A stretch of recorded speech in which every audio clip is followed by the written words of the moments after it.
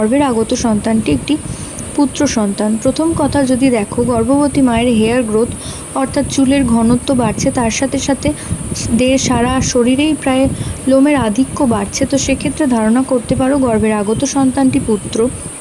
দ্বিতীয়ত fetal heart rate অর্থাৎ FHR দেখে তোমরা ধারণা করতে পারো গর্ভের সন্তানটি পুত্র। যদি ইউএসজি রিপোর্টে FHR অর্থাৎ ফিটাল হার্ট রেট 140-এর ওপরে থাকে, তো সেক্ষেত্রে তোমরা ধারণা করতে পারো যে গর্ভের আগত সন্তানটি একটি ফুটফুটে পুত্র সন্তান আসতে চলেছে।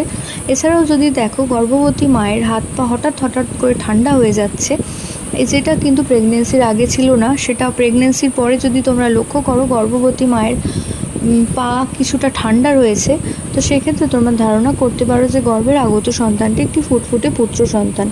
তো আশা করছি ভিডিওটা তোমাদের কাজে আসবে। প্রত্যেকে ভালো থেকো, সুস্থ থেকো, সাবধানে থেকো, এই কামনা করে ভিডিও এখানেই শেষ করছি। নমস্কার।